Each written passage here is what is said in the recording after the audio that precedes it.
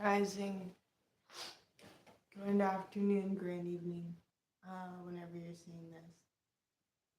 And this live stream,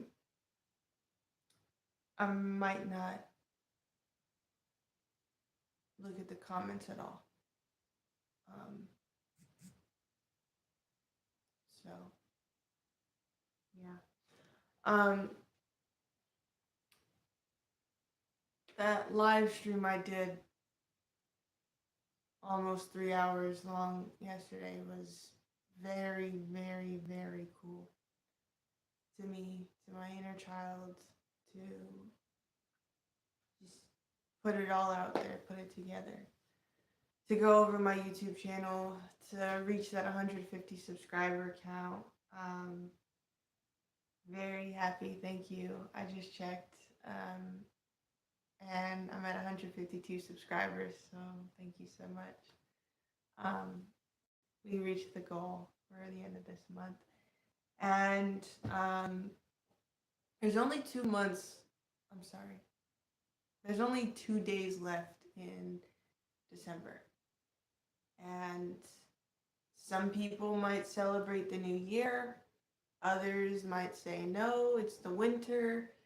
There's nothing new about going into hibernation and plants dying and animals, going into hibernation as well. Um, and people staying indoors. And to that, I agree. Yeah. So if you're someone who celebrates the new year at the end of this month, then good for you. I would just really question why you think that outside of, oh, the ball drop and fireworks and people in this country particularly celebrate that. But for the people who are in sync with nature and who have unassimilated from the calendar seasons dictating the year. Hello in the chat.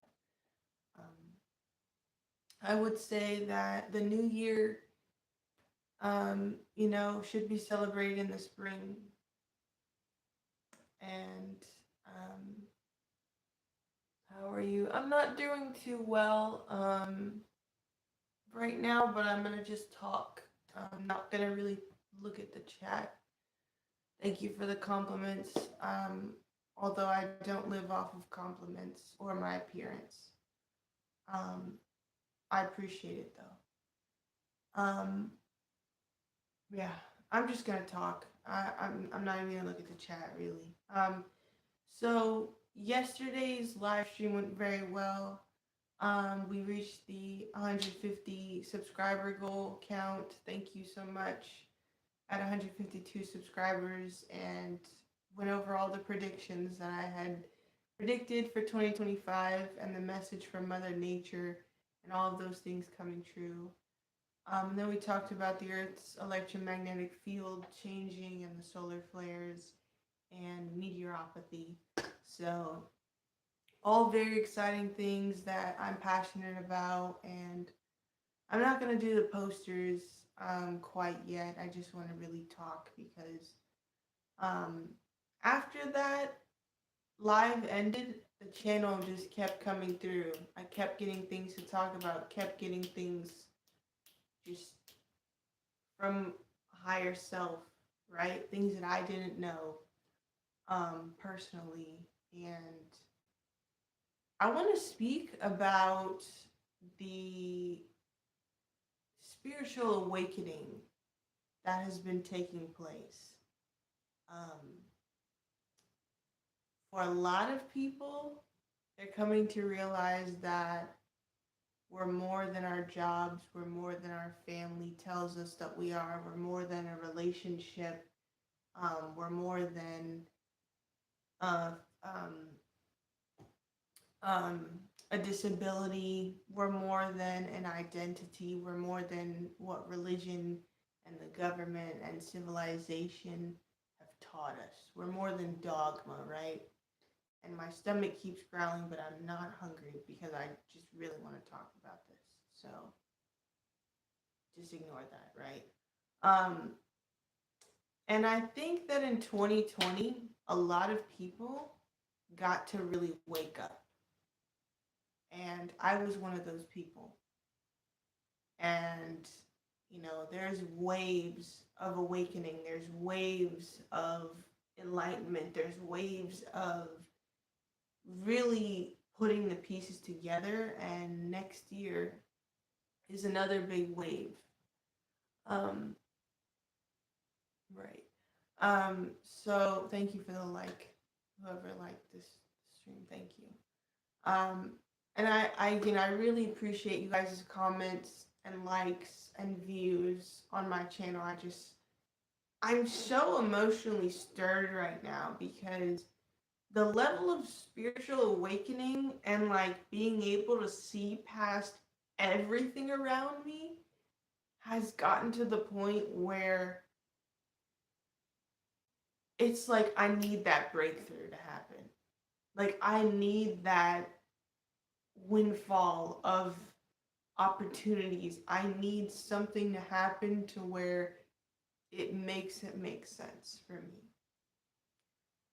Because the more that I've awakened to myself, the more that I've transformed the pain that I've gone through into purpose, into teaching people, into telling people how to ground themselves, the more it's almost like I'm pulling a weight down with me. And the more I pull and pull and pull down, it's like there's an opposite effect of, the balance, right?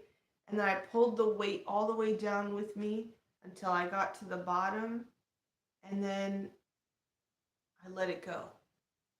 And then it's like the weight, all the projections, all the negativity, all the mental pain, all the anguish, all the trauma, the abuse, all of it just came right down with me on this scale, right?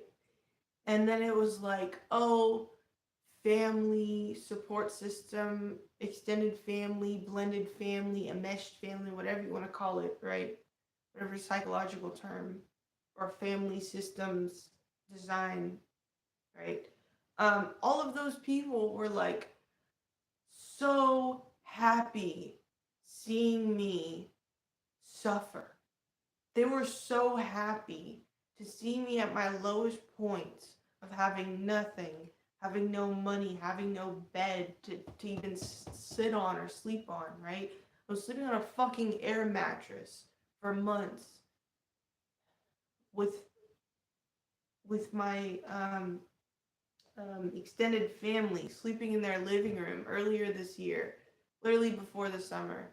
And I just felt so lost because I'm like, I know this is my purpose. I'm going to school online, took that certification because it's my purpose. I came here to this city to live in solitude, to post online, and to be in my purpose. Thank you for the other like on the live. I appreciate it. And it's like the weight just kept coming down, and it was like I was the one looking at all of the people's drama and projections and lies and just negativity so that I wouldn't become like them, so that I stopped the behavior that even aligned me with them in that position in the first place. And then those people started feeling better about themselves. Those people started pitying me. Those people started, looking at me like charity is what I could say how it feels, right? And I didn't talk about this earlier in the year, but I chose to focus on myself and my business since October. And I did the community workshops, and I put together the posters and the handouts, and I was able to connect with an addiction recovery center. and 7 people took the class total. I did it for a month, and a lot of people said, "Oh, we're gonna go, we're gonna go, we're gonna go," and only 7 people total showed up. One of them was my mother. One of them was the studio owner for that business I partnered with. Shout out to Jennifer Harvey at the Exhale Wellness Space here, right?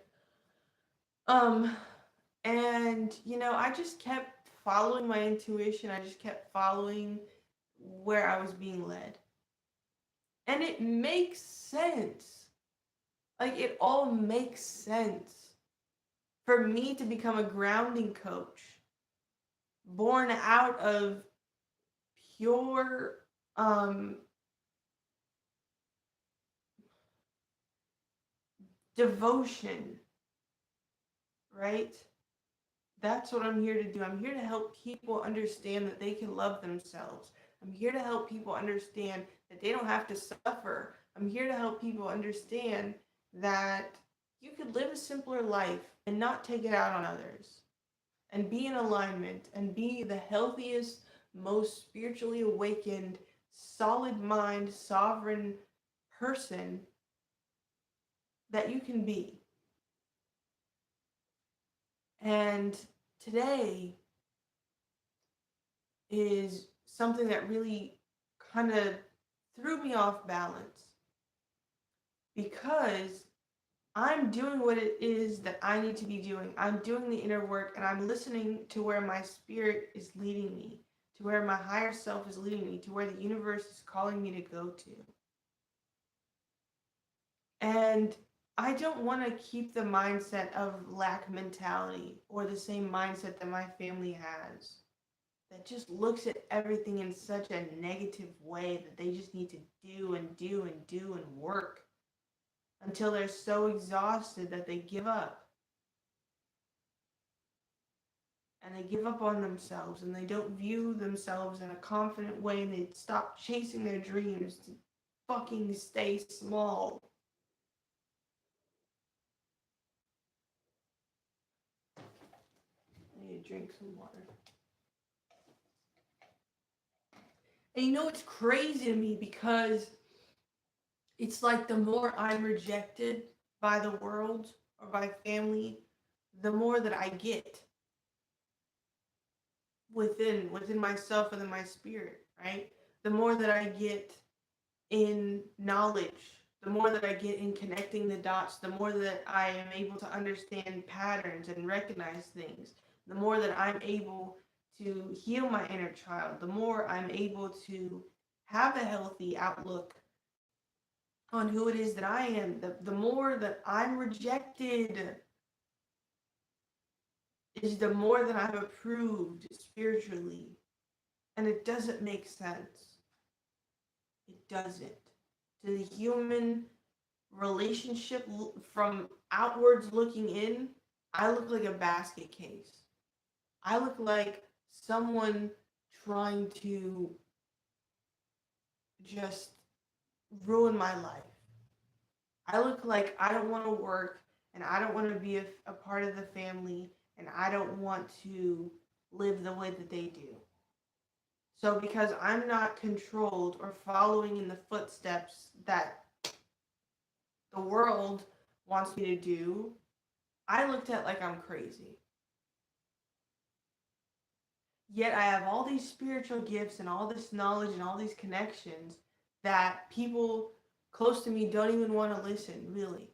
And they think, oh, you're just naive, you're just mentally crazy, you need help.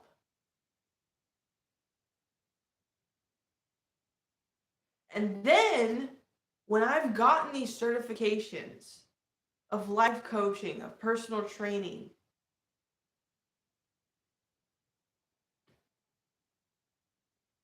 of going through the herbalism studying and healing sickness within myself, literally healing severe sickness. I don't go to doctors.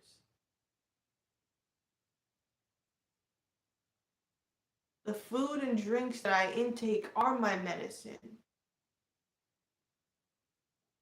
That's how I live. And to be judged and ridiculed and outcasted by people who just live the opposite that I do and think I'm crazy for having a different view on what religion I follow or what food I eat or how I live life or how I call out people instead of just letting the shit fly and suppressing myself, I looked at like I'm the bad guy.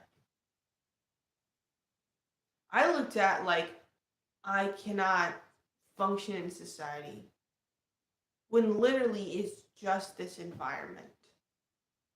Excuse me, this support system that I'm in. And I genuinely don't know what else to do other than to talk about it now.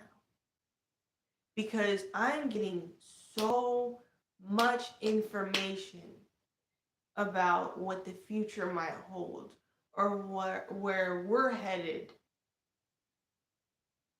environmentally, right?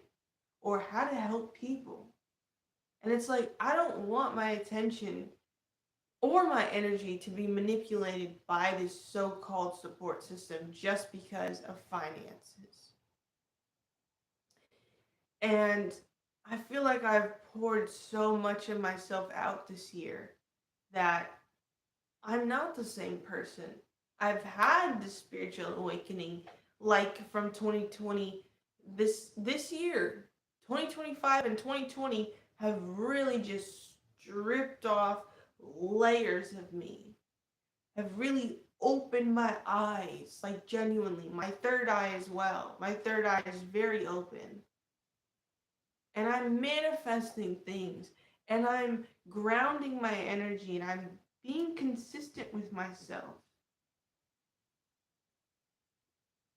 And then I had a conversation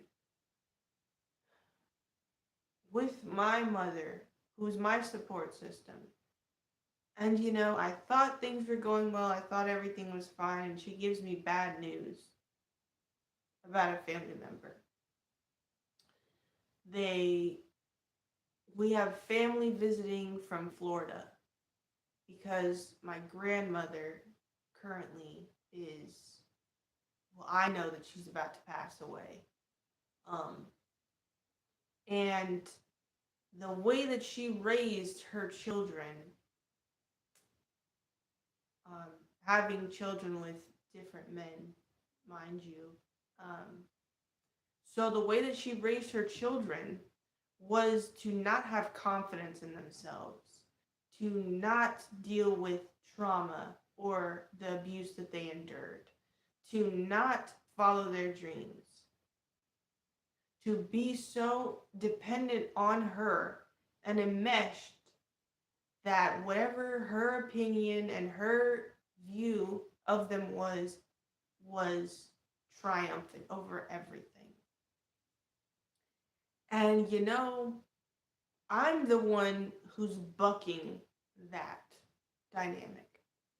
I'm the one who's bucking the um don't say anything, be quiet. I'm the one who's bucking the rude comments, the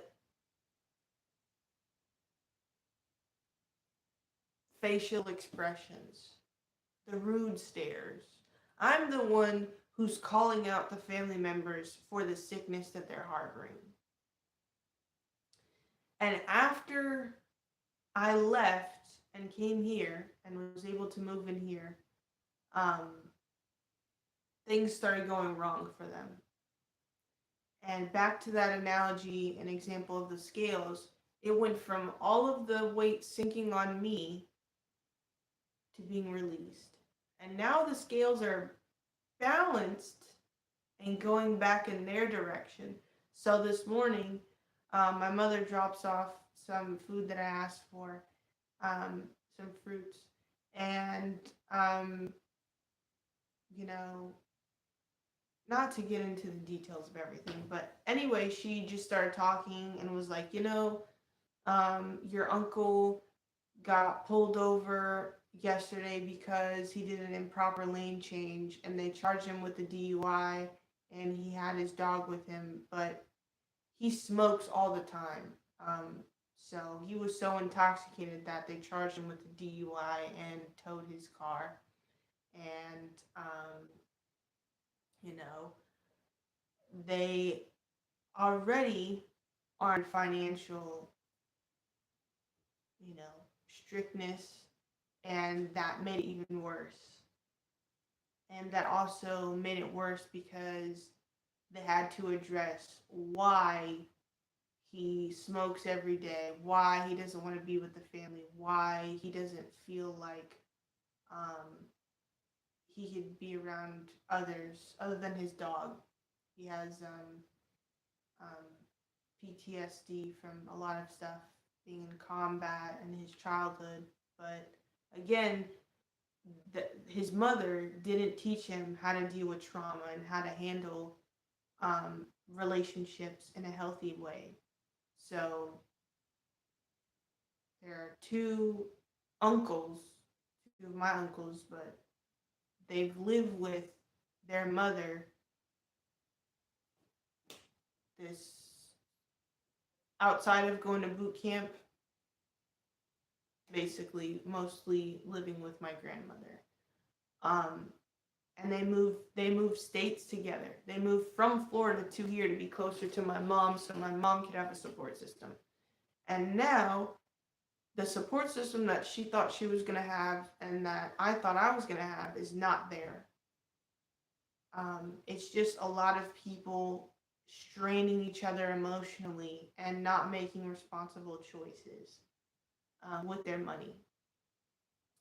And this is a lot of personal sharing. I understand that. But the point is, people are literally getting their karma for how they're treating me. And I'm still sad about it. Like, I literally cried after that conversation with my mother because part of it she was projecting onto me because she was like, I thought of your uncle and how he is and all this stuff, and then I thought of you and why it is that you guys have so much trauma that you can't deal with family, but I have things and a list of trauma that I erase every single day just to be a part of this family and to help. And it's just strange how it's like I could be doing everything right and still they will want more of my energy. They will want more from me. They will want just me to live like they want me to, you know, they want me to just work a job and pay bills and sit around people that don't really care about them and actually harbor animosity towards each other. But for the sake of family and the title of family, they say, oh, we have to be there for each other. Yet they're not there for each other in a healthy way. Like, I literally know that I'm breaking generational curses and dealing with my trauma that was inherited on the mental side, but also, like, I've been through sexual trauma. I've been through narcissistic abuse. I've been through emotional trauma. I've been bullied through school. I moved around my whole life as a military army brat and then someone who wanted to take a chance and have a better education. So when one of my parents um, moved to Virginia, I moved with them. And, you know, finished high school 2 years here in Oklahoma and then 2 years there in Virginia. And I finished high school with an advanced diploma. And then I took a gap year. And I've been reviewing so much and writing and just trying to, whenever I get an idea or whenever I get a channel or whenever I get a message, just share it, just share it, just share it. And it's like, why isn't that the goal to strive for?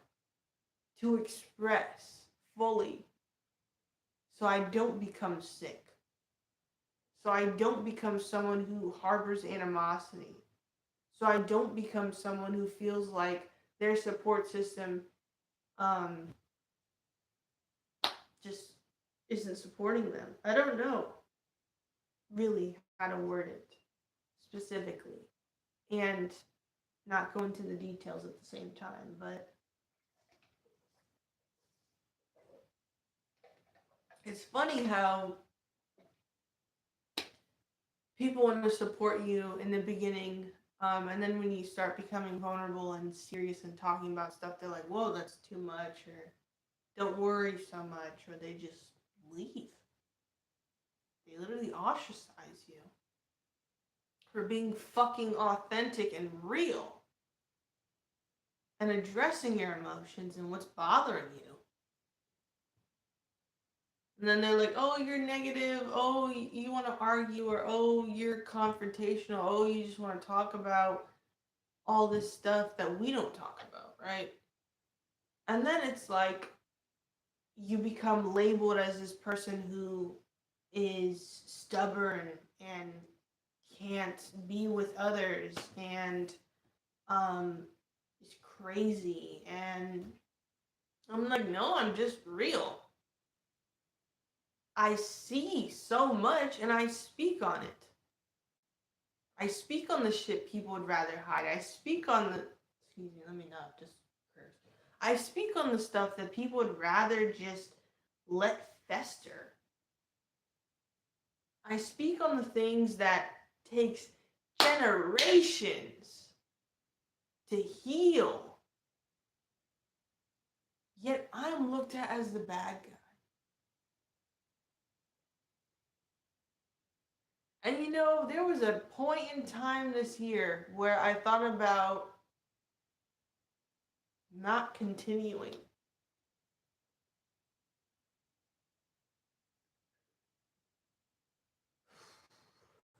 And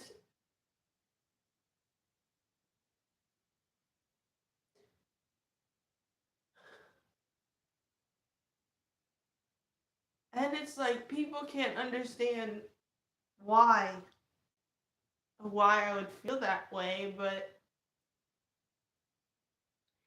it's like this is the way I'm designed. This is my archetype to feel so deeply. It's my archetype to call out stuff. I care so deeply about justice. I care so deeply about the human experience. I care so deeply about the value of human life. That's why when I hear a family member getting karma and people who scattered my mind and made me feel insecure, when that happens to them and it comes back to them, or they have a financial loss, all the things that they wish for me is literally happening right now for them. And I still feel sad for them. I still feel empathy for them. The people that wish death upon me are literally slowly dying. The people that were trying to give me advice about a job and a career and get a degree and just be sustainable and, you know, not relying on your parents or family are struggling to keep a career. There was someone, and I heard about this through email from my father, mind you, but that literally, I'm speaking from experience and going through this. Someone who literally was confused about, you know, how to have a relationship with me or lead me and didn't have the best intentions for me. Now they fucking work at Starbucks. They work they work the morning earliest shift. Not the graveyard shift, but like they start work at 4 a.m. type of job. They go to sleep by 8 p.m. They don't live the life that they were talking about or encouraging me to live. and they didn't wish the best for me. None of the people, sorry, all of the people, let me just phrase it right. All the people who didn't have my best interest in mind and wanted to try to get um, a negative opinion or paint me in a certain way negatively, um, all of them are suffering right now. Literally, all of them are suffering. Suffering in their career, suffering in their health, suffering in their finances, tied to um, emotional, emotionally triggering people. Um, someone said their back went out last week. I don't know what that means to the full extent, but your back, because again, the physical therapy. I'm sorry, I did physical therapy, but also with the personal training certification, I know just how important the spine is, right? Like we had to learn biomechanics and how literally everything is aligned with the body parts and such. But it's like literally, I still feel bad for the people that are going through hell because I'm empathetic to people who suffer. And it's not even, oh, you're just saying this, you're just doing this for a video to make yourself look better. No. I'm genuinely very sad because I thought, oh, when I was told in tarot readings or channel messages, oracle readings, videos would pop up on my timeline, whatever it was, right? However, spirit communicated with me, however, the universe sent the message, I received the message that you will be outcasted more from your family than this world. I was told that by spirit at a very young age. That's the only reason why I got through my childhood. And certain people were sent into my life later on in my late teens. And after that, I took that year of transformation, personal, um, personal power and human development life coaching course. And it was like group therapy, really. Excuse me, for a year. Excuse me again. And we worked on a limiting belief and had an assignment around transforming ourselves to reclaim our power from trauma or the family systems or just the way that the world shaped us. Let's just say it like that. And I was the youngest in the room, yet I felt very similarly to people around me. And I kept saying, "Oh, I wish I would have done this when I was older." And you know what? I could definitely use a year of transformation and a year of personal empowerment again. I could use that right now. And I know other people around me could use it absolutely because I'm the strongest one in my family.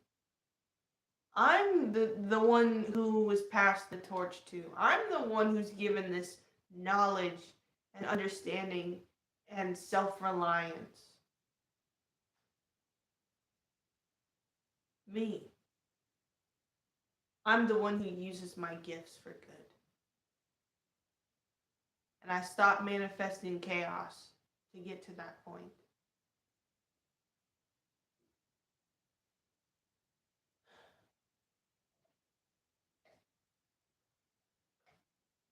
But it's like the thing that is kind of difficult for me to wrap my head around is why other people are living in such self-destructive, specifically manners. And I told them about all the things that I was learning. Oh, there's solar flares happening. Oh, this is how you ground yourself. Oh, this food or this processed stuff in the stores is not good. Stop eating meat. Stop going out to these places, right? And I literally tell them everything that I've learned. I watch the documentaries. I change my diet all the time to just try and work on myself. Was a vegan for a few months. Oh, I couldn't sustain that myself. My family didn't support it. Okay, vegetarian. Wasn't getting enough protein. Okay, pescatarian. Okay, plant-based. Okay, flexitarian. Okay, try to just do things in a nutritionally educational way so you don't harm yourself, right? Because there's a balance to everything. But then I'm like, you know what? Why am I doing this by myself?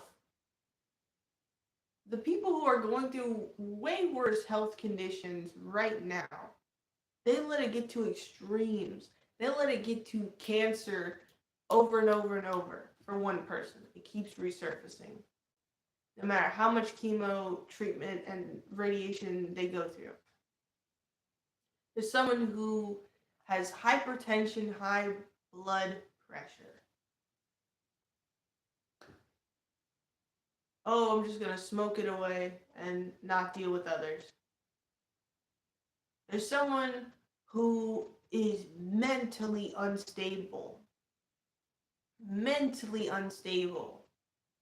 and still trying to do everything for everyone else. And they're portraying different sides of themselves with these people. And until it gets to the point where they physically are injured at work, in a car accident, by falling down the stairs, whatever it is, they're physically injured and then they rest.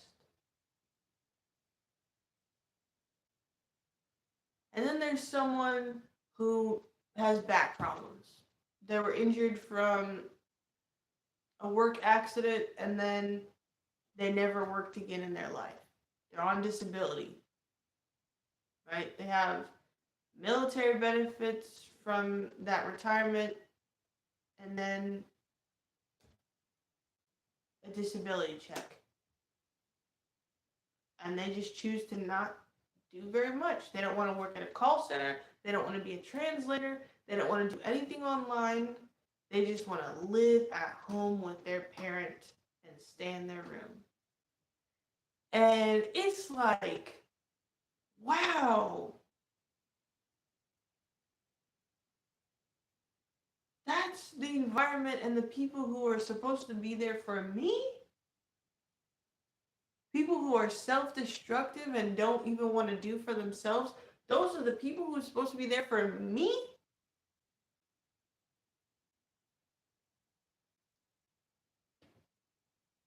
Yet I'm still trying to help. I'm still trying to say, hey, this isn't, going to lead you in the right direction. Hey, don't do this. Hey, stop eating this. Stop drinking this. Hey, do you want to be in this position your whole life? Hey, stop taking on other people's emotions. Stop rushing things. Your nervous system is going to tell you, if you're rushing, you're not safe and put you in fight or flight. Hey, that's not what I said. Go reread the email or the message I sent you. I put it plainly.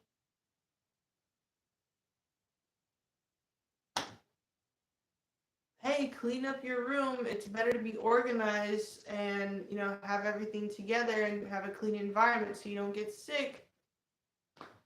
Walks right past me. Man, it's like I can sit here and name all the things and complain, but it's like I just want an opportunity out of this. Like genuinely, I don't ever in my life want to be dependent on nothing like this again. Nothing.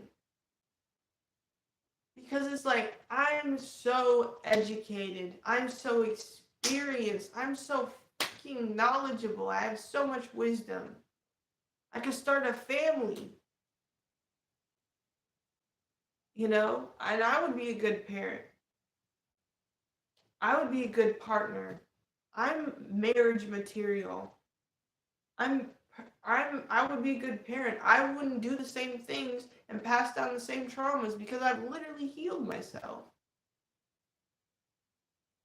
Yet somehow I'm here, just witnessing people and their karma and their self-destruction. And I'm like, how are these the same people that go to church and preach the Bible and talk about righteousness and forgiveness, yet they want to harbor animosity and sickness within themselves? How is that?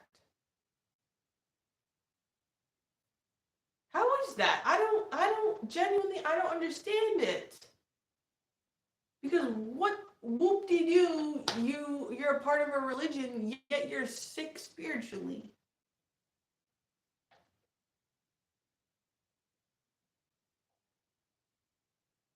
How does that make sense? Please, someone tell me, how does that make sense? How does it make sense that people live off of the words, oh, do not worry about anything, the birds and the insects and the animals don't worry, and all is provided to them, so why should you worry? And they fucking worry about money and bills, and they don't follow what's in their hearts. And then it talks about in the Bible, oh, you know, God is not the author of confusion. God gives you a sound mind and an able body. And every good thing is for you.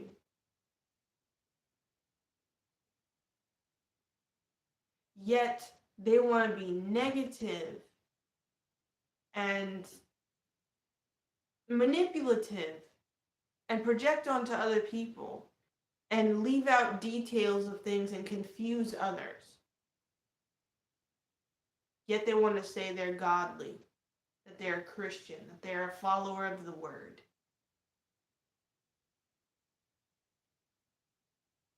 How do you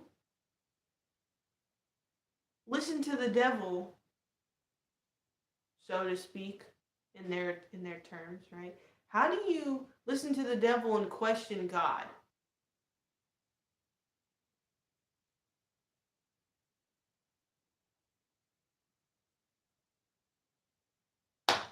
I genuinely don't understand that, because for me, in my perspective, I'm choosing to daily forgive them, to do so much energetic work to release the energy, to ground myself, to just focus and take the energy that they're giving me and turn it into passion, turn the attention into fuel. Oh, let me apply for this college. Let me partner up with this addiction center. Let me put a curriculum together so people know how to ground themselves. Let me put videos together, tutorials, right? Let me put visuals and displays together about the aura and our electromagnetic frequencies that come from our energy centers, right? Let me speak about my trauma so it doesn't cripple me and harden my heart, right? Let me be very clear with people and not be fake.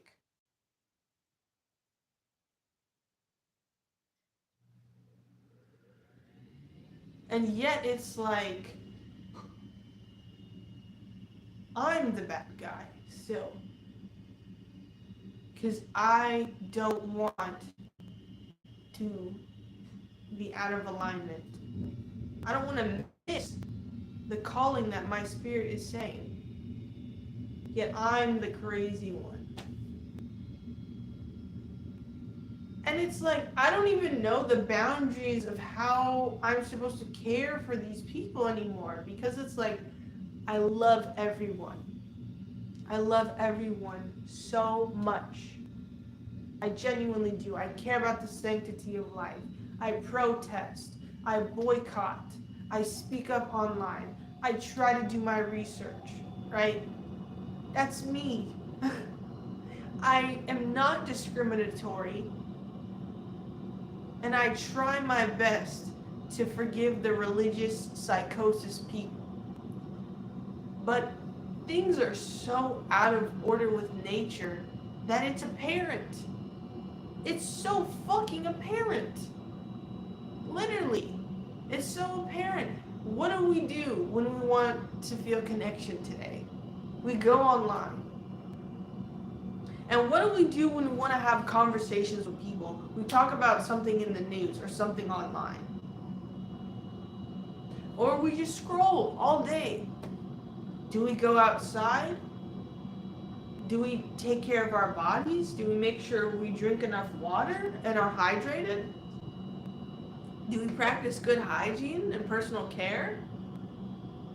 Do we write down how we feel? Do we speak about how we feel? No. Just run errands, be busy.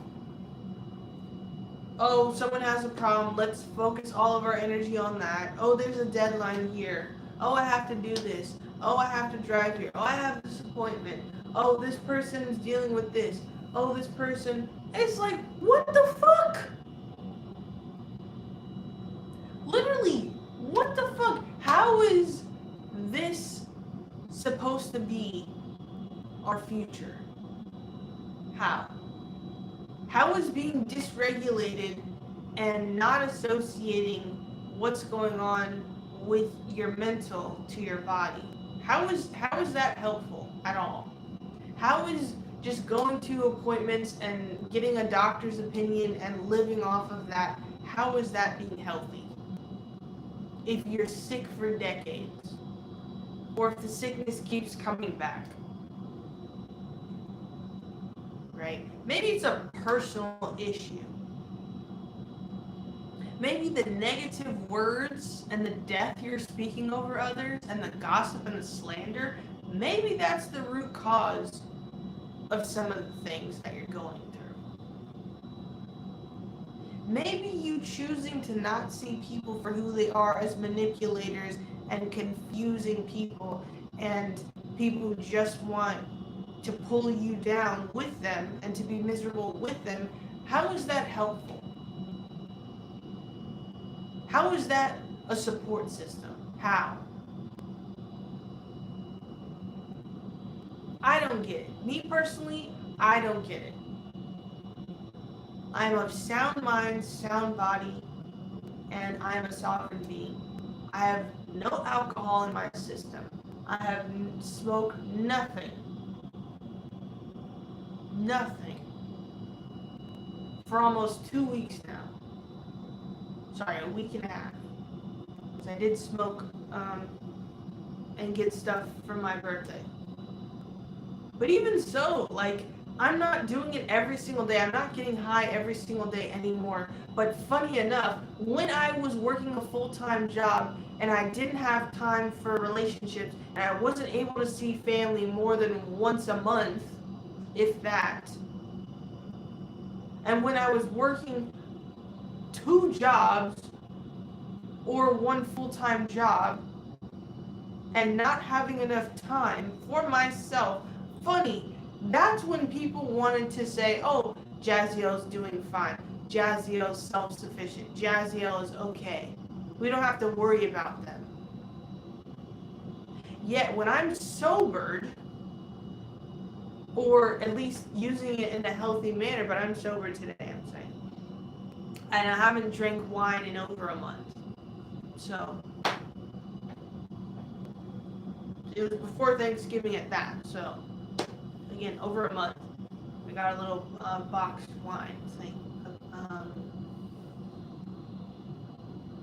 I want to say it was in October, actually. It was a while back. Oh my goodness.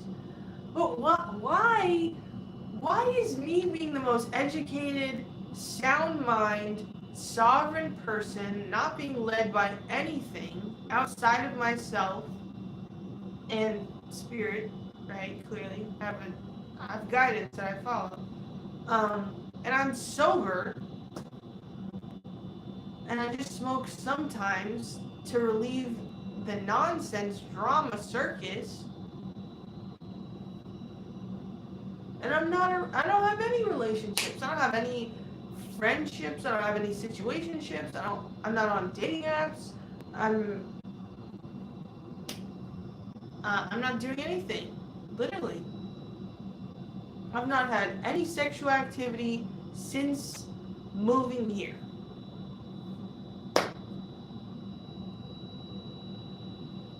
At the end of March was the last time I did anything sexual.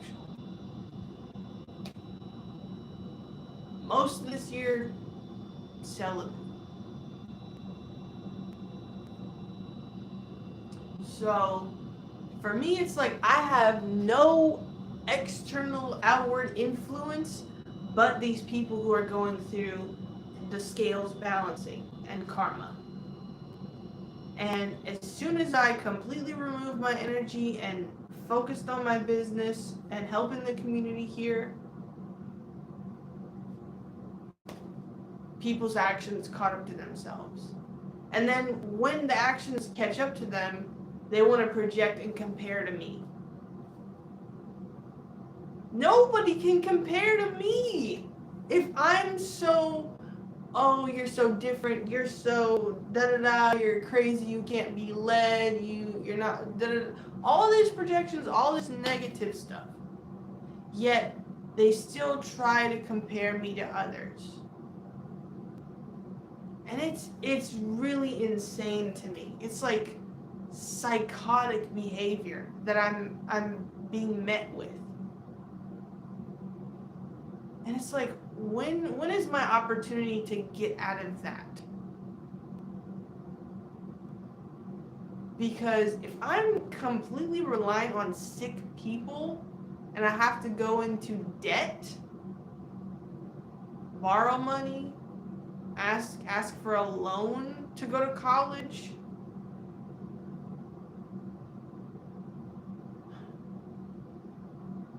in an already volatile economy,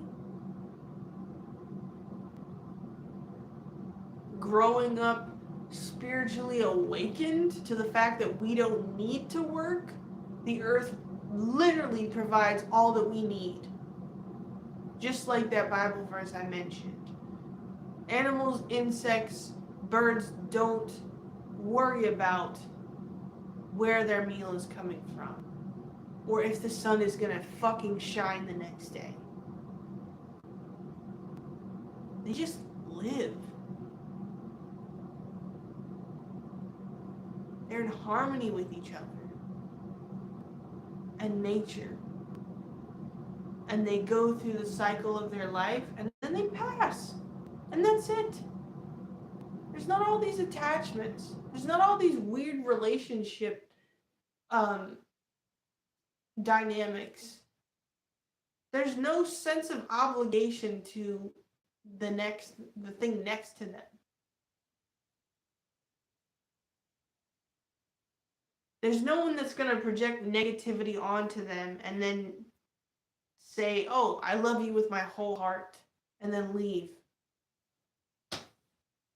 Like, it's so weird to the point where I'm like, if I did not see clearly, and if I were not able to understand spiritual warfare, I would be going crazy with them. Genuinely. I would be going crazy right along with them. And I'm not even saying, oh, well, I'm only like this because, no.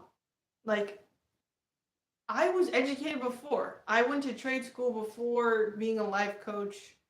I finished trade school and then a few months later finished the life coaching thing.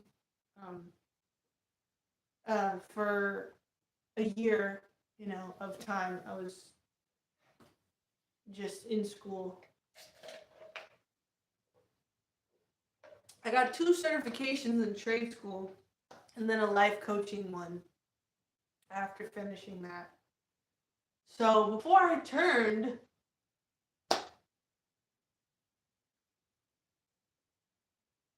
22, I had an advanced degree, diploma, should I say, from high school, honors, yeah. And then I took a gap year, worked 2 jobs at a time when I was able to, because I moved a bunch in my life. But regardless, like, I took that gap year and then I went to trade school and then I went through the life coaching school that my grandfather paid for and put me through because he understood his error in his ways and was like, I didn't teach my kids how to emotionally regulate, and I'm interacting with my grandchildren and specifically with me. I had a closer relationship than my older sibling did with my grandfather. So he's like, yeah, I messed up. I went through this program. You need to go through this program. I love you. And I'm forever grateful, excuse me, um, for that. That grandfather passed beginning of this year. Um,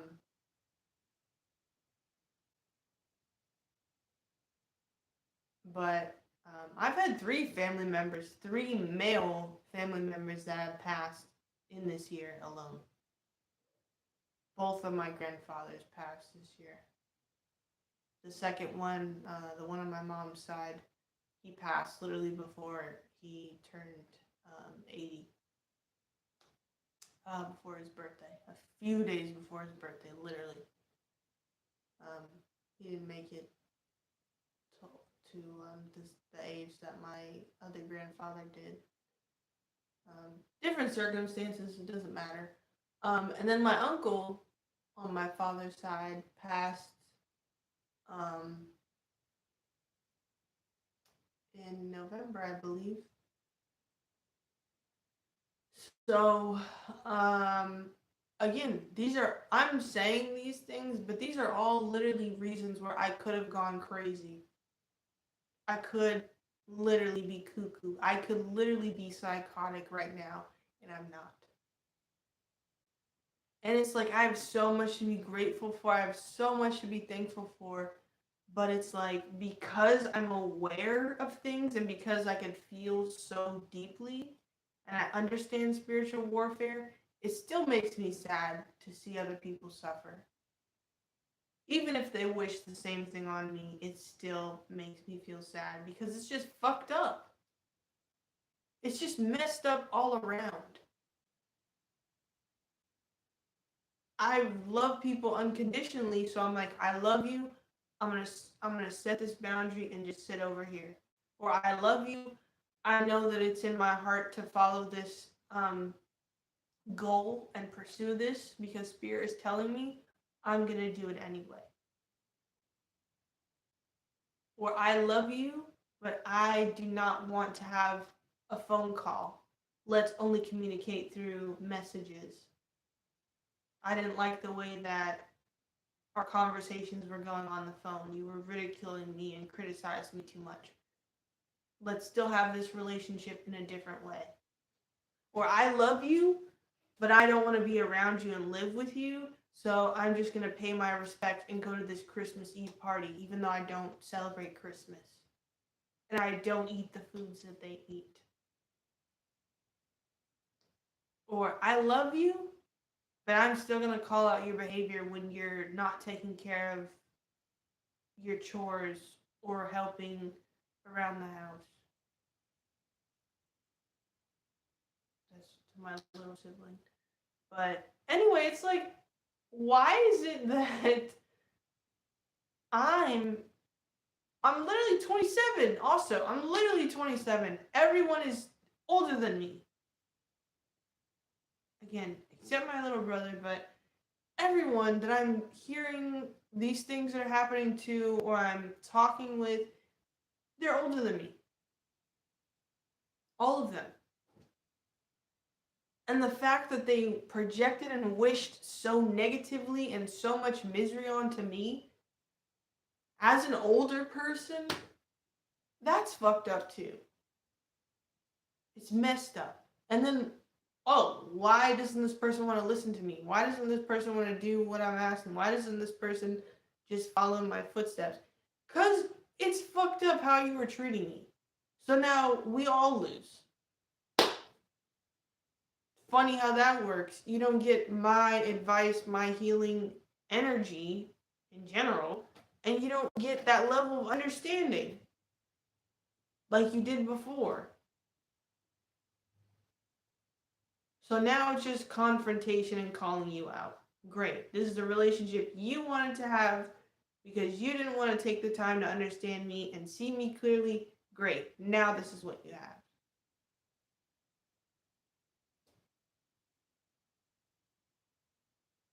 Or, oh, they're going to take care of me when I'm older, when I get sick, da da da.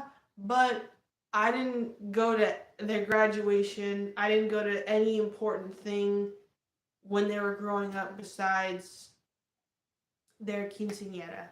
I don't even want to mention that because it's non-binary. But oh, they I have pictures of them up at my house. I'm gonna talk about them and ask people about them instead of talking directly to them. Why don't they want to have a relationship with me? Why don't they want to hug me? Hmm. I really wonder why. Yeah. So for me it's just like I feel like the people around me are literally going crazy and doing everything outside of themselves to make things better. Not understanding that the chaos that they're seeing and experiencing is within themselves. So they're just mirroring their internal state. Excuse me. And it's like, yeah, I really wish y'all learned universal law. The law of vibration, the law of frequency, the law of polarity, the law of duality, the law of cause and effect, the law of rhythm, the law of correspondence, the law of gender, the law of um,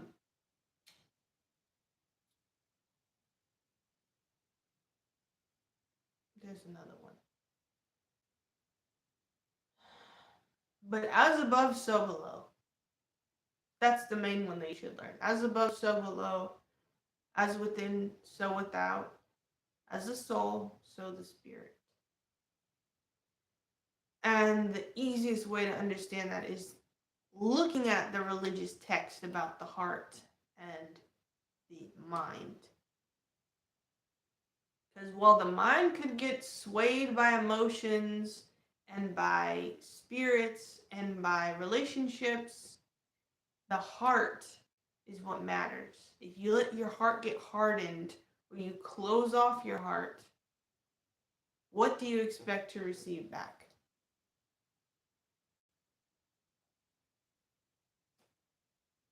We need to have lighter, softer hearts.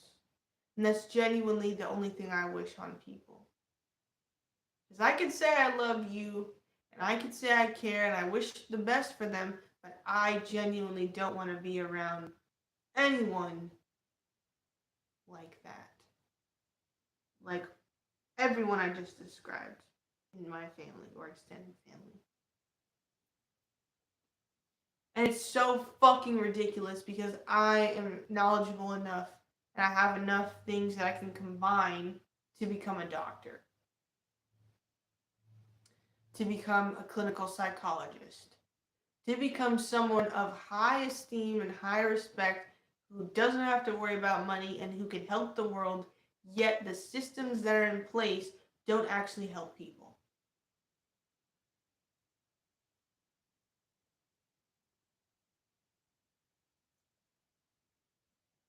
And I feel like I'm at such a weird crossroads because it's like, I don't want to be reliant on these people, so I need to be independent and make money and just move out. Yet the opportunities to do so require me to sacrifice my morals and knowing what actually helps people and going into a business or a trade or a job that doesn't really help people. And either way, it takes a toll on me, on my life force energy, on my or on my electromagnetic frequency, on my heart.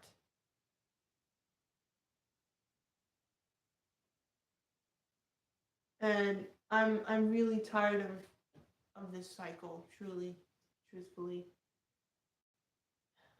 And it's like, then I have other family members who are like, yeah, life is great. The economy's kind of taking a hit, but I at least, can do things like going to Starbucks and, racing cars with my buddies and, just all this distraction, dissociative BS that people do.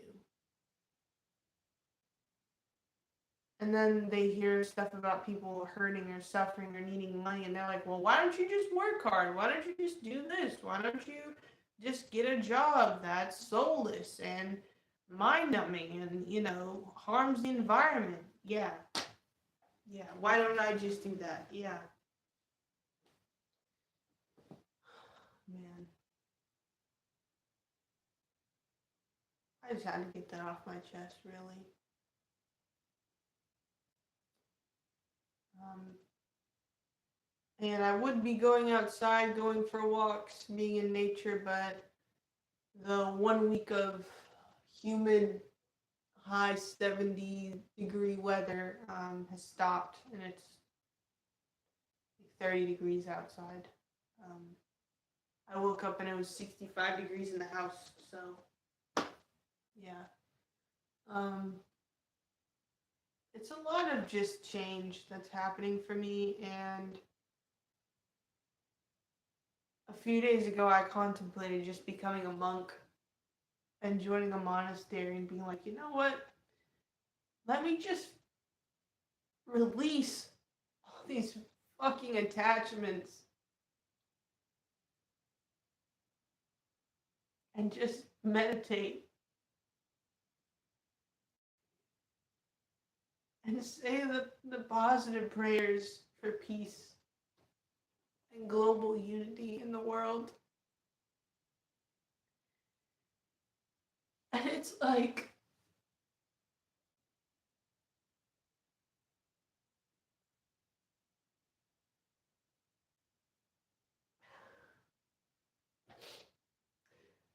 I'm genuinely frustrated because I can see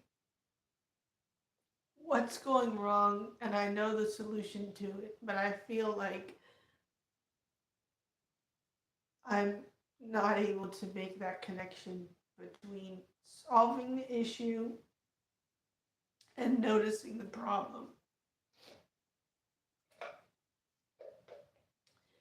And then I go online and, and it's like people are having the most serious discussions of their lives. People are talking about stuff with celebrities, talking about um, public abusers, talking about people who take advantage of children, talking about people who essay women, talking about um, you know, just all this horrible stuff, talking about how um, certain populations are literally going to become extinct because the women in those countries have stopped reproducing with the men because the men are so terrible. I believe it's called the SB movement, but it's it's people in South Korea are literally not having kids with the men there because they're so terrible to them. Similarly, all I'm not saying that's just one country, but that country specifically and their birth rate, just like in this country, the birth rate and the dating pool or the you know getting married, having kids, working thing is not happening anymore. And so much sickness and chaos has just been coming up to the surface. And it has been the year of shedding. It is the year of the snake. It is the year of the rising of the divine feminine. I get that. I understand all those things. I understand because even yesterday we talked about the split between the 3D and the 5D, right? But there needs to be a bridge still. There needs to be a bridge to get to that point. Just like I'm asking for an opportunity out and I'm asking for a bridge to get these problems and the solutions together to erase that, right? Um, there needs to be a bridge in how we have conversations because it can't just be people like me who are doing all of this emotional labor and breaking the cycles and noticing and still feeling empathy for the people who did them wrong or who didn't have my best interests at heart. Um, it can't just be that in the world. It can't. It truly can't. Because then we just go into a different level of extremes of people who are doing messed up stuff being um like all of the messed up stuff that they're doing being pushed to the surface and then a bunch of people who are like wow that's really messed up but I still feel bad that you're going through that. It's another layer that has to come off and we need to bridge the gap. And then on top of this stuff that I just talked about for an hour and 11 minutes, um, is the fact that the earth is changing. It's either we're mirroring the earth or the earth is doing so much to that we have to change so we don't get wiped out. Really. There's two different theories, right? And both of them honestly make sense to me because we're not taking care of the planet or ourselves. We're not living in our highest capacity. We're not living in alignment with the knowing and the truth that all is provided for us when we work in harmony with each other, when we uphold the web of life, when we live peace for all and may all be one. It's so many distractions. It's so much pollution of the environment. I just talked again in the live yesterday about AI and technology and how it's ruining the ecosystem and the air we breathe and the waters, our resources. Think about this, right? If there were an alien invasion happening today and they started putting their ships on top of rivers and building bases there and all of their essence, their technology, their crafts, their bases, they corrupted the air and the water that we are reliant on, and they're taking over the land. Wouldn't you think, hey, we have to fight back? Hey, they're stealing our resources. Hey, they're trying to make us extinct. We need to do something about that. Wouldn't you do something about that? No. Oh, AI is the future. ChatGPT is helpful. We need faster search engines. We need more social media sites. We need more integration of technology in transportation. We need more cell towers. We need more whatever the fuck it's called.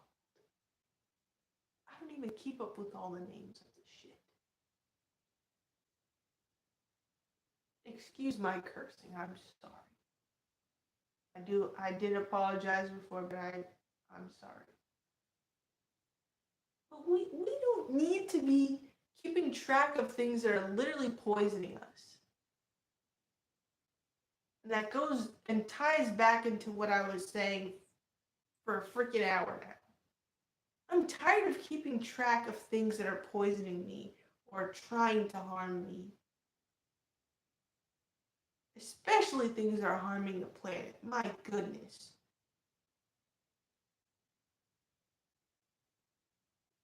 And as a grounding coach and a seer and someone who's literally a shaman by blood, helping people learn how to love themselves literally teaches them to be in harmony with the planet and the natural cycles of life. And everything goes through a life, death, and rebirth process. Yet, it seems humans are the only ones trying to stop that. And I don't understand what the end goal is. I genuinely don't. As someone who's been able to tap into higher knowledge and not have to ask for things outside of themselves, but learns how to co create and manifest things that are helpful and get deeper into their roots with the earth, I genuinely don't understand why having more passwords for things, having to pay subscriptions, to not get ads, to keep my focus and my attention span regular, to have to worry about my online information being hacked or leaked, to have to worry about my carbon fucking footprint as an individual, to have to worry about the ozone layer and gas emissions as an individual.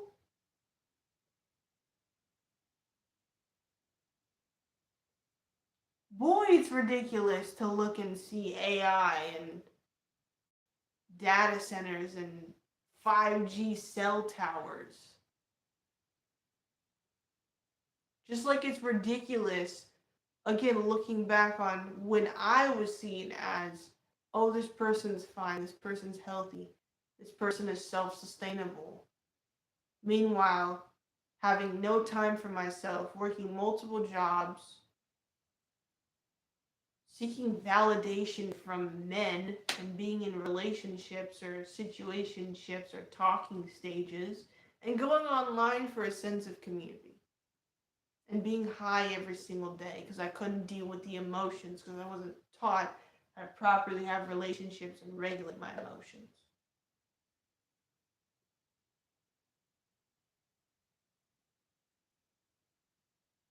This sick society narrative is so played out. I'm getting really tired of feeling like the only one who's noticing. And I know I'm not the only one who feels like this, and I know I'm here for a purpose, and I know that if I were to leave this planet, it would be a better place, right? And that's my whole point of being here is to be so influential that when I leave, the world is a better place. And Michael Jackson said, if you want to make the world a better place, take a look at yourself, then make the change. And I did that. And I'm doing that every single day. Every single day, I'm fighting off negative projections and thoughts that are sent to me to criticize, to judge, to belittle what I have going on.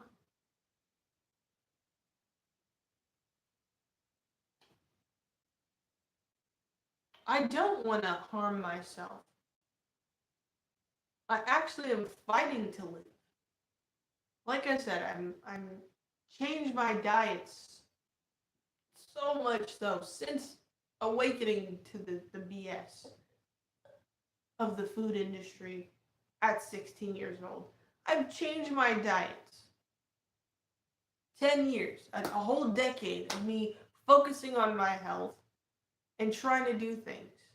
And then when I was on my own by myself, got so lost in the smoke shop, plug,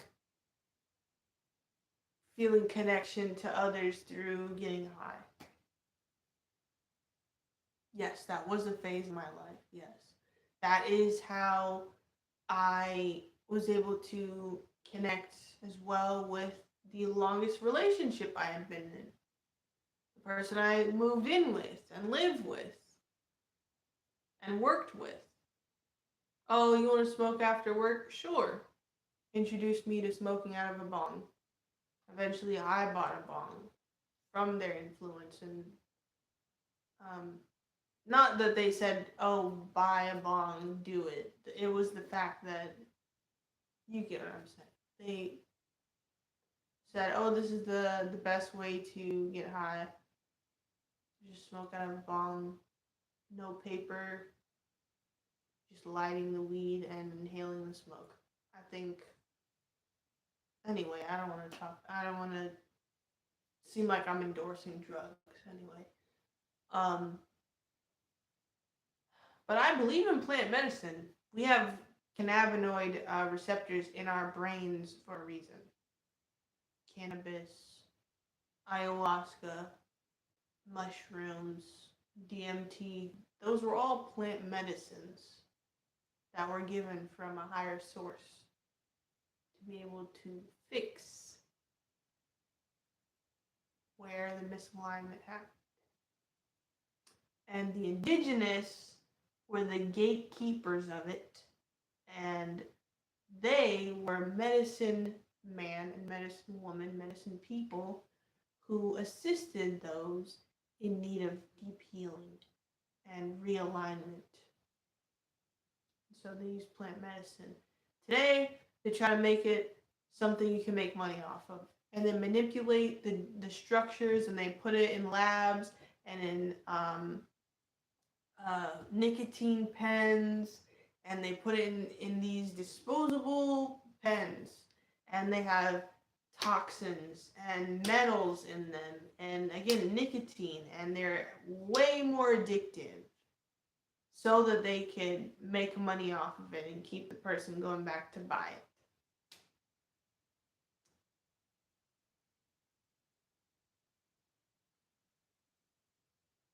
And it's not even cannabis anymore, it's a drug now, a mind altering substance. And there's a lot of times where I'm like, man, I just wish I could go back to just getting high and not knowing things, just being numb, breezing through life, having a regulated nervous system and a quiet freaking mind. Wow, I miss it. I miss getting to experience music and movies at that deep level. Or watching a YouTube series, being really high and just feeling relaxed. Like nobody's problems were my own. Like the job I was working at didn't really take that much of a toll on me when I was in my room high, living off of my computer screen, really.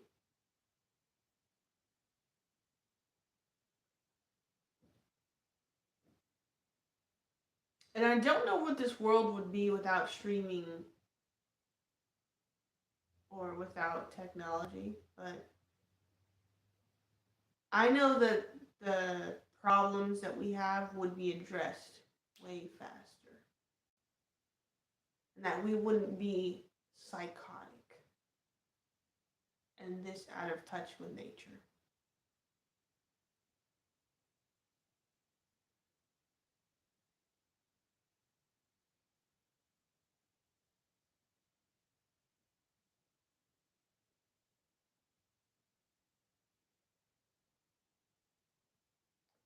And it's really troubling when you look at it all together in that way. It really is. And I just wanted to share how I feel, really, because I'm not a perfect person. And the grounding coach can become ungrounded in certain environments, absolutely. And I'm wishing for a new opportunity and a new environment, truly. I even went back to applying for jobs on Indeed to see what would match the criteria that I had. I was staying up late and I was like, let me just, you know, put this time to good use. And while it is not my dream or my ultimate, you know, highest vibrational reality to work a job, to be in a 9 to 5, I think that I certainly need a stepping stone to get to that point.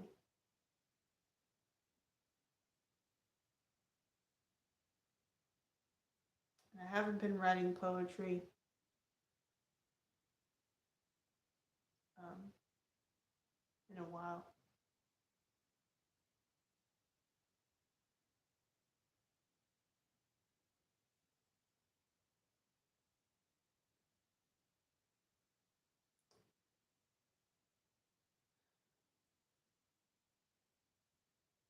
Let me take a break and go to the bathroom. I'll be right back.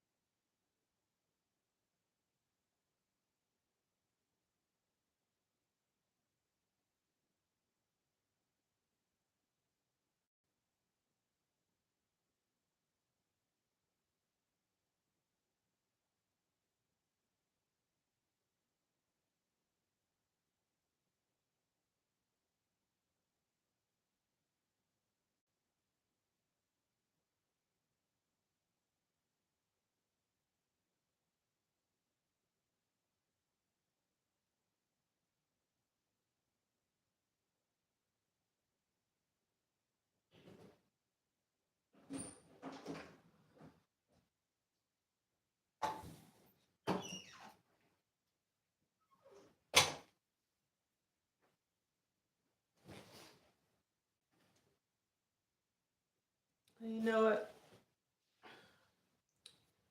I just don't want the world to affect me so much in the way that it does. And I don't mean the earth. I completely understand the earth. I understand science. I tracked it yesterday on the live stream. And I thought, let me go on live on TikTok and just talk about a few things. I was folding my clothes earlier today and saying affirmations to just get that energy of the conversation off me, really and truly. Because I woke up to this person coming here and then put on a jacket and had a conversation with them in the garage before they left. And they were next to their car outside. And then they told me the news about my uncle being arrested, being charged with a DUI and his dog and with him in the car.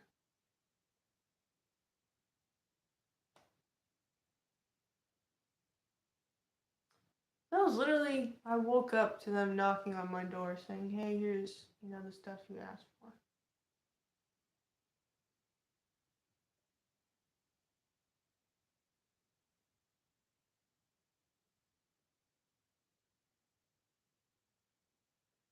And regardless of that, there wasn't really a lot of people joining the TikTok live, so I got off after 15 minutes. And then I was watching, TikTok videos. And I had made it a point to not be on there as much, and I haven't posted as much this month either. And the one person that I talked to that supports all of my videos and stuff didn't respond to my message I sent yesterday. It was on scene. So I just got kind of discouraged after being on there, and the emotional triggers from the conversation didn't go away. After seeing all the serious conversations about society and just people talking about, like me, the stuff that they're going through on a deeper level. And then, I went to try to go on the computer, and I was playing this frequency, and it was recommended to me, and the title is Remove Vampire Energies and Restore Your Life Force Painite Healing Frequency from the Crystal Wave YouTube channel. So I went to start over the video. I had went forward to 1 minute and 37 seconds, and I kept trying to go back, and it paused the screen. And then the whole screen froze, and my cursor couldn't move on it. So I was like, well, that's another sign to just go live and talk on YouTube. So, yeah. Because I was going to play this frequency in the background and then show a video about some news that I saw from Stefan Burns. He's a geophysicist. And it was talking about new solar activity. It's a 48-minute long video, so I think that the theory of the planet doing things to make us awaken and change is the strongest theory that's out there, and obviously it's backed by science, right? Because the more solar flares that happen and the more Schumann resonance spikes that happen, and the more the seasons change from climate change and global warming, and the more natural disasters that happen, the more we change. And I believe that the earth is alive. and trying to send very specific messages right now.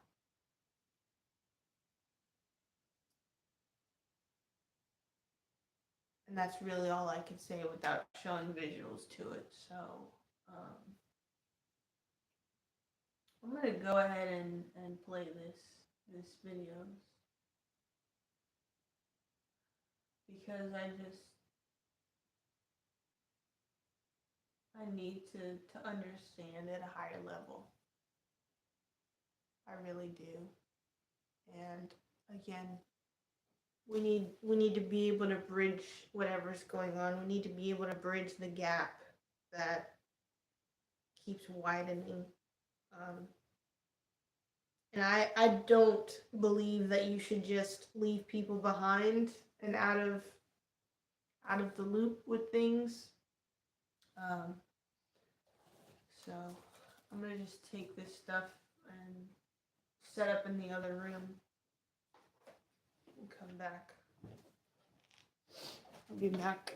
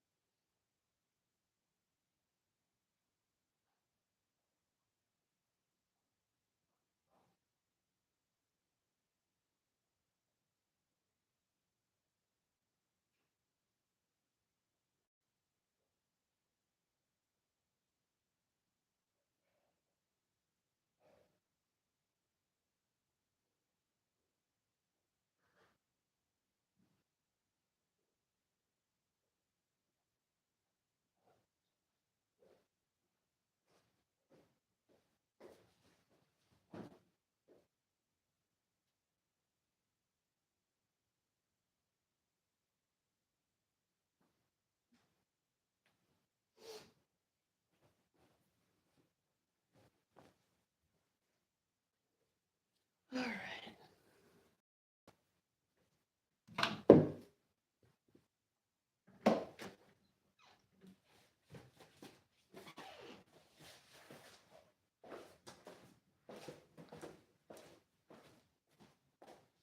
I wanted to probably set up out here, but I normally would make some tea, drink some water after I wake up to make sure that my kidneys and liver and all that is good. It's really cold by this window actually. Oh my gosh. I don't know. The heater might turn back on, so might be noise in the background. Move some of this stuff out of the way actually.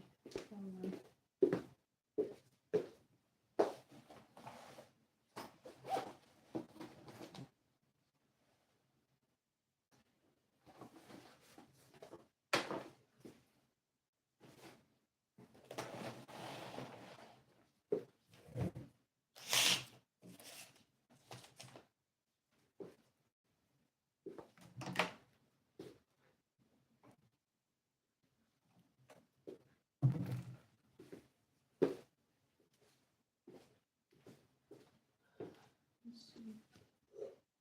It's probably better.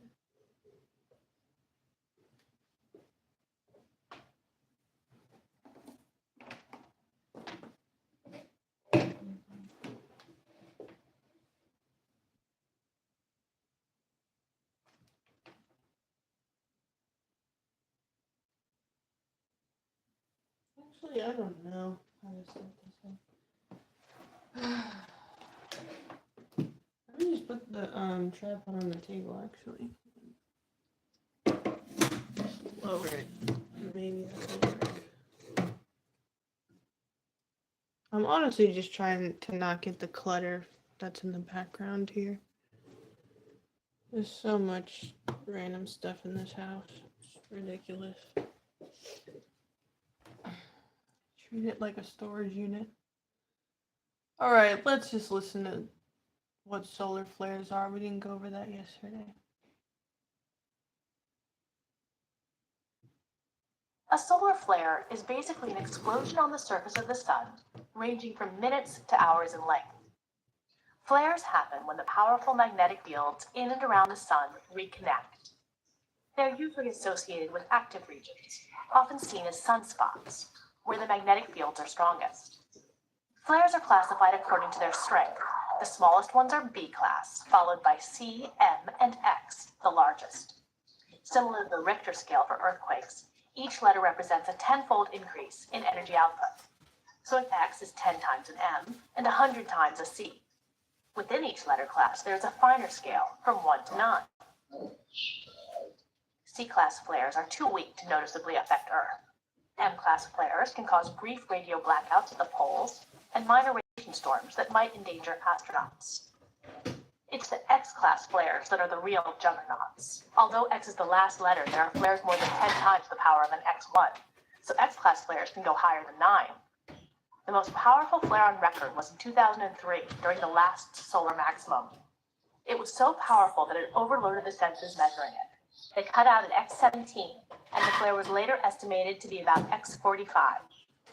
A powerful X-class flare like that can create long-lasting radiation storms, which can harm satellites, and even give airline passengers flying near the poles small radiation doses. X flares also have the potential to create global transmission problems and worldwide blackouts.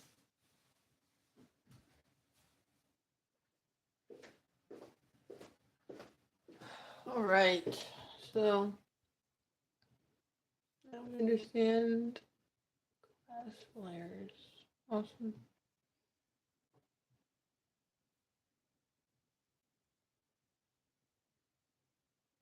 Hello and welcome everyone. I'm your host Stefan Burns, geologist, geophysicist, space weather guy, cosmic bro. We have a big situation right now. It's actually not that big, but it is interesting, and we're going to talk about it so you can learn more about the Earth geophysical energy system. Let me change this. Hold on. I still feel like you guys can't really see the video too well with the tripod. Hold on.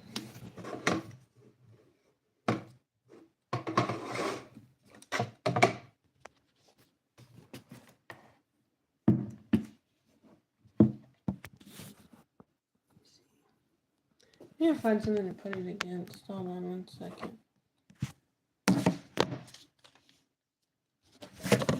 Let me see.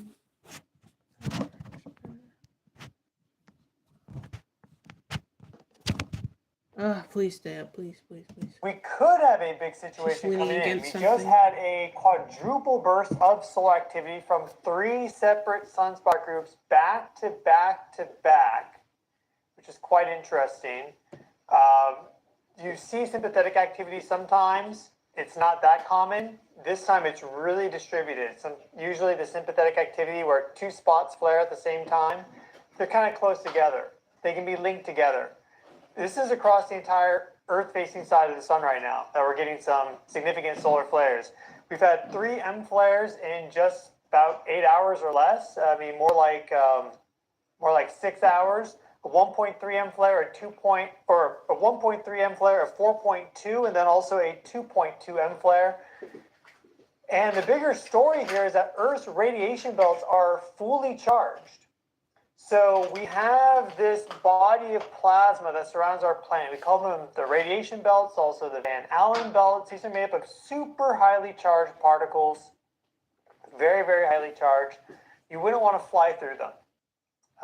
You need pretty extensive shielding to fly through the radiation belts on like a space mission, as they are right now. If you happen to fly through them when they're fully depleted and decharged, like we may have coming up very soon, because it looks like the sun just launched a solar storm our way, then you can go through them effectively unscathed. But high energy particles, if they hit you, they're creating cellular damage, single or double DNA strand breaks.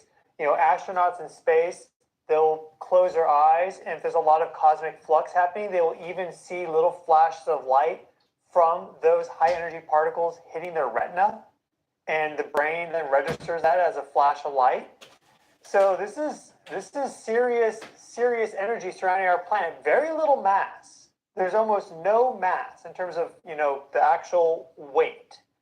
You were to group all these particles up and put them in a bottle, it's not that much. But there's a tremendous amount of energy to them because they're traveling near the speed of light. In fact, the radiation belts are a natural particle accelerator for the Earth. And right now they are fully charged.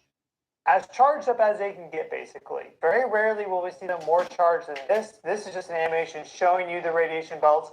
Let me show you how charged they are right now.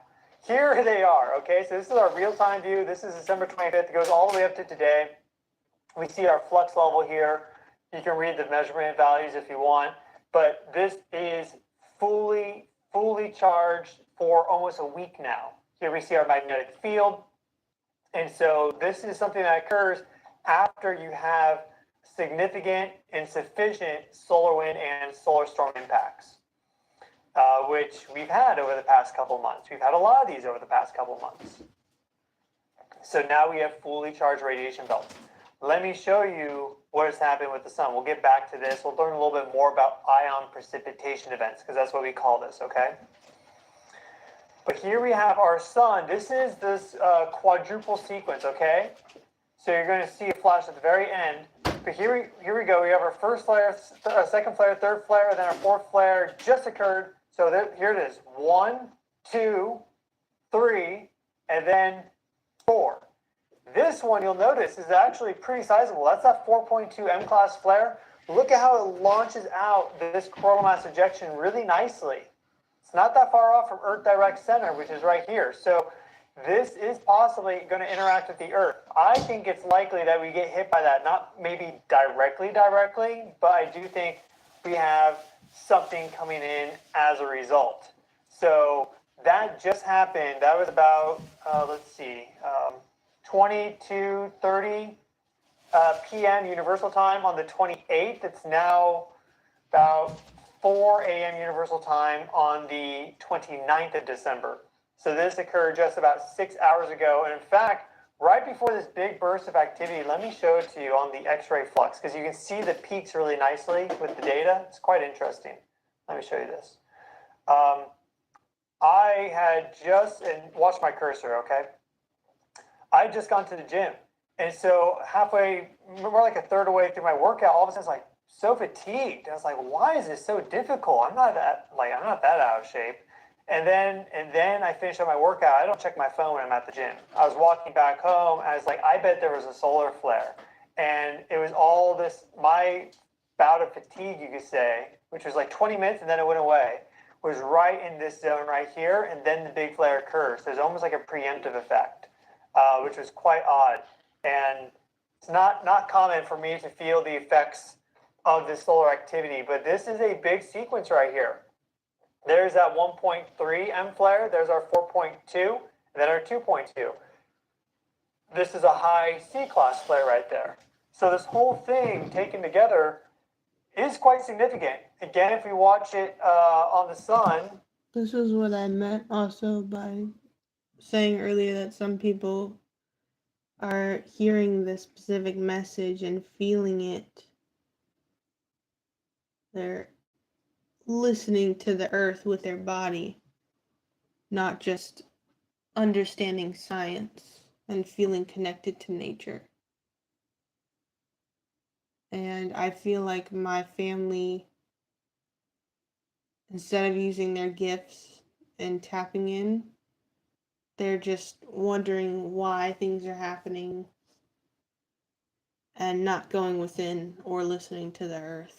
So I too felt the effects of this, and so does my family, but they're listening to how it's showing up as sickness in the body instead of seeing the bigger picture at hand. Here, you'll see it's across the entire Earth-facing side. So the Earth got pelted with radiation and high-energy light photons 4 times now from this. We can look at our radiation. We can look at our DRAP model to see the impact on the ionosphere. So let's pull that up. And I'm glad I remember this. So here we have that. And this shows us effectively where these light photons from these flares are coming in. So that's the first one. Second one, there's the 4.2, right? Much bigger, right over the Pacific Ocean. Pacific's very, very conductive. All the oceans are very conductive because of all the dissolved salts. And there's that last one. So this just, oh, actually, no, that's the third one. And then we get our last one coming up here near the end. And you'll see it starts to go more over Asia at this point. So just wait a moment and you'll see that occur. Boom. Wow. And then it's going to reset right here. So 4 significant flares now. A high C class, The was the last 28th one, and the 3 M class 29th flares today. recently. Again, we'll see this mostly hitting the Pacific. And that's charging up the planet. And that's where we've been seeing a tremendous amount of activity earthquake-wise. Taiwan, with magnitude 6 and 6.6 earthquakes. Japan, got 6.4, 6.8, 7.6, 6.7, 6.6 earthquakes. Tons of magnitude 5s and 4s. We've also had tons of earthquakes around Tonga, magnitude 5s, around Guam, magnitude 5s.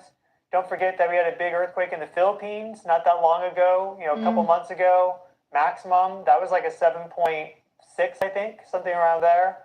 So there's been tons of activity in the Ring of Fire, more so than elsewhere. And when you get these items, it can be pretty significant. Notice Africa so we can is go safe back to that. from So here that. we see it can be pretty significant.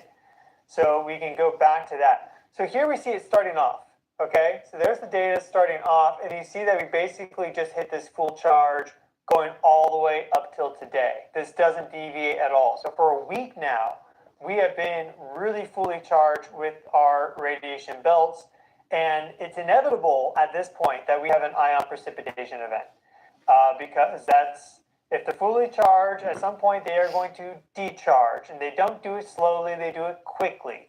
So let me show you the data for that so you can see what I'm talking about in a different sense. Here we see our electron flux going up and up and up. This is measuring particles per cubic centimeter per second. You notice this is a logarithmic scale. So these are big jumps, okay? So when we have a geostorm and this washes out, there's a big precipitation event, it'll go down to here, 10 or 100 particles per cubic centimeter. It kind of ranges in there. More like 10, 20, 30, 40. Right now, it's up to 10 to the 4. So that's 100, that's 1,000, that's 10,000. We're reaching values on the daytime side, right? This is midnight for the 2 different probes. They're geostationary, so they pass through their midnight, the darkest side, and also the noontime, the most bright aspects at different times. But we see that for our noontime, when they're in view of the sun, on that sunward side, there's a ton of these particles in our radiation belts, 10,000 plus of them. And then it's decharging at night. When these things pass into the nighttime side, you see that the radiation belts have an imbalance in their charge, but it's still just below the warning threshold. So it's not that far down. This is like a supercharged radiation belt setup at this moment in time. And if we look at our sun, we saw that sequence, but let me show you the sunspot activity because we've been having significant sunspot activity. So here we have that. Check this out. We have our intensitygram for today. This is about the past 26, 27 hours, something like that. This sunspot group right there has been really, really active in its development. It hasn't really done any significant solar flares. This is sunspot cluster 4321, and it's by far the biggest group on the disk, the most compact, still exhibiting growth. As it rotates off, it has been active starting right here, basically burst out of nothing, and then transited through Well, Earth, of course, is on the Earth direct line. 3i Atlas is about 40 degrees off from that line right now, so it's right about here. So it's interesting, and 3i Atlas, the interstellar object, is also slightly below the ecliptic plane, just barely. Guess what? This is slightly below the solar equator. So as this thing has moved from the Earth through that alignment with 3i Atlas, it's been, growing tremendously. But here's where we had our flare sequence just over the past 8 hours. We had the burst down here, and then we had the 4.2 right there, and then this one's been active, and this guy's been on the sun for more than one rotation now. It's given us multiple X-class flares. We're likely just seeing the beginning of something with this solar activity. It's probably going to continue to increase. At the end of the day, 4.2 M-class flare isn't that big. It was a fairly nice sequence, launched something out into space, it had a coronal mass ejection, coronal dimming, all the things, but it's a 4.2 M-class flare. It's not a 4.2 X-class flare. It's not a 14.2 X-class flare. But these guys have been active. This one, look at the growth on this sunspot group right there. Just over the past, this is like just 24 hours right here, right? Going from effectively nothing to quite large. So it's regrowing, because this sunspot group there did exist when it rotated off 2 weeks ago, and then it seems to be returning now as it's entering this alignment with the Earth and also Jupiter. Jupiter right now is behind the Earth exactly. It's this planetary alignment that we've been talking a lot about on the channel. Earth and Jupiter having big magnetic fields, the biggest magnetic fields in the solar system up to the distance of Jupiter. Mercury's magnetic field is 1/100th the strength of Earth's. Venus doesn't have a magnetic field, only induced. Mars doesn't have a magnetic field. Only Earth and Jupiter have significant magnetic fields out to 5.2 astronomical units, which is the distance to Jupiter.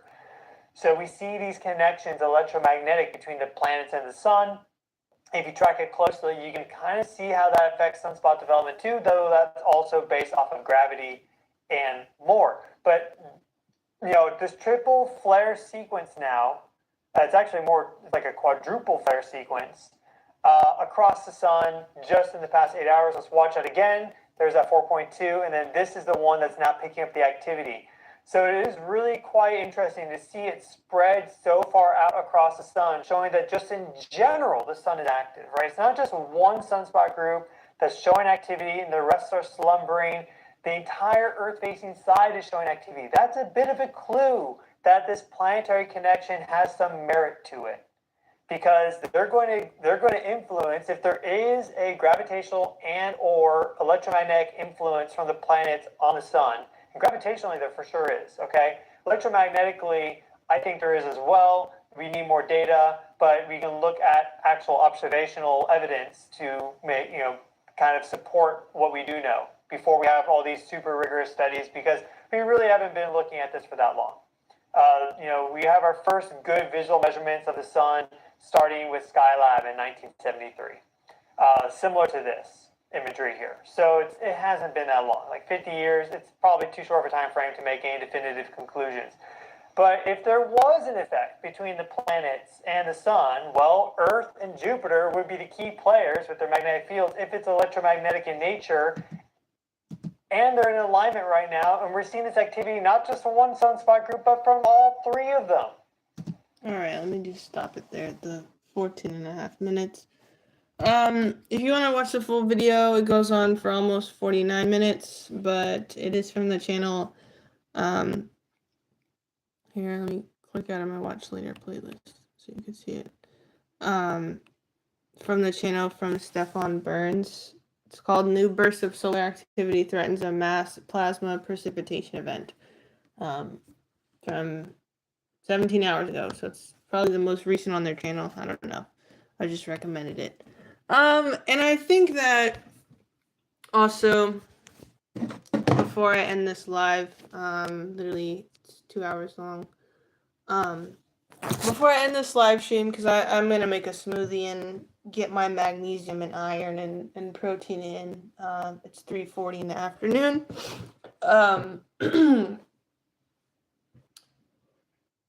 I think that what we are experiencing is the meteoropathy. Meteoropathy? I didn't look up how to say it. Hold on.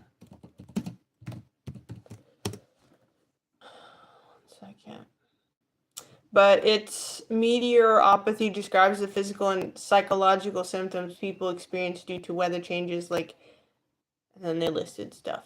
With growing scientific interest in understanding these links through to traditional views often attributed them to precipitation, modern research suggests real biological responses, especially in conditions, blah, blah, blah, listed.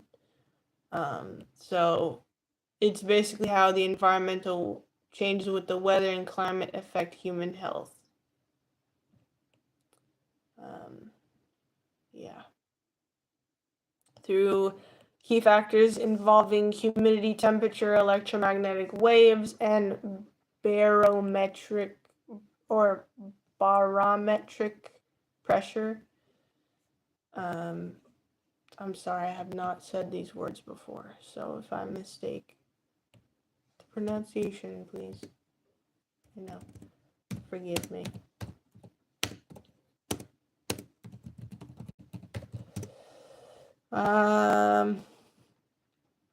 Meteoropathy is how it's pronounced. Okay. Got it. Yeah, let's just hear how someone says it. Whatever. This holiday, Verizon's got. Of course, it's an ad on a minute-long video how to say a word. My goodness.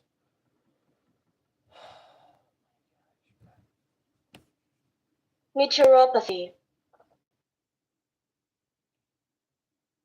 Meteoropathy. Okay. All right. Well, that's how you say it apparently. From 8 years ago. Yeah, I released enough and shared my growth and my personal things going on. I felt called to wear my Metatron's Cube Flower of Life grounding necklace. So but if you didn't watch yesterday's live, you would probably be confused a little bit just watching this one. So I will say that both yesterday and today's live go together, and that's about 5 hours of your time if you want to watch both of them fully. But I want to say that if you are feeling any of the ways that I'm feeling, any of experienced things that I have, you're not alone. You are not alone. And remember that you need to remain in your own energy above all else, no matter what happens. And if you're sensitive to the earth and are experiencing meteoropathy like my family and I are, please just do whatever it takes to ground yourself. Again, grounding techniques, I have a playlist of them, 4 videos, but walking barefoot on grass, on top of sand, wading in water, putting your feet and hands barefoot, no clothes, no gloves or anything, no socks, and just put your hands or your feet in the dirt and feel the movement there. Reroot yourself with the earth, hug a tree for a long time, do some deep breathing, breath work, exercises, box breathing, say affirmations that affirm your life positively, watch educational videos that help you understand what's going on a bigger scale. And please make sure you're having proper nutrition with vitamins, electrolytes, and water intake. Fast if you feel called to. And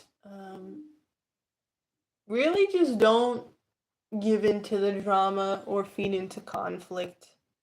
You could feel as deeply as you feel for others, but don't sacrifice yourself. Nobody right now is called to be a sacrificial lamb. We are all going through an awakening, going through changes on every level. on a physical level, on a societal level, on a mental level, on a spiritual level, on a global level. We're all shifting and changing. And even if you have days where you don't feel like you're in high vibrations, it's okay. It's okay to express yourself and then release it. That's growth. Holding on to things and feeling miserable just makes you feel sick in the long run. And like I said earlier in the live, again, relationships are lessons, and once we learn the lesson, we can release the person.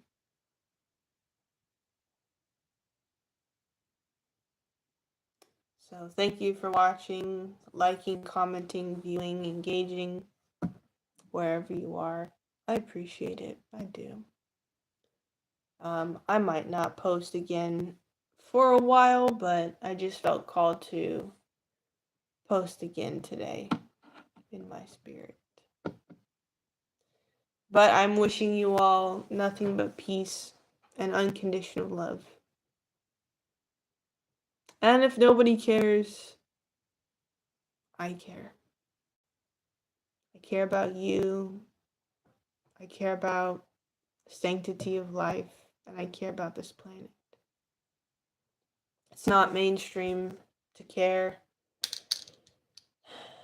And it's not popular to have a softer, more sensitive perspective in life, but that's the way I'm designed. And I know there are others like me. So let's be the bridge for this world. And if there's anyone who wants to be a bridge with me or needs coaching to get to the place of wanting to be a bridge and wanting to stay soft-hearted, my email is in my bio. And if you need one-on-one consultations on how to become grounded and would like to learn techniques, I'm here for you. But otherwise, I think it's best to not feed into the chaos that is surfacing and to stay offline for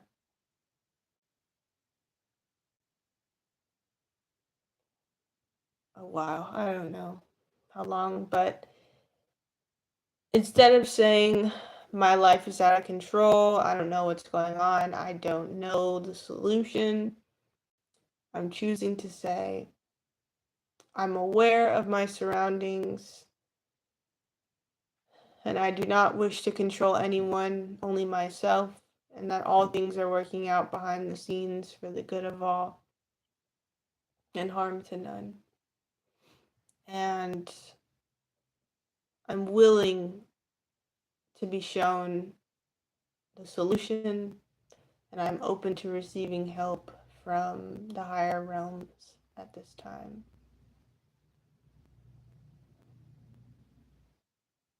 And you don't have to make it a ritual or a religious thing or deeper than it is. Just let it go. Whatever it is, just let it go and let the universe provide for you and bring to you what it is that you need.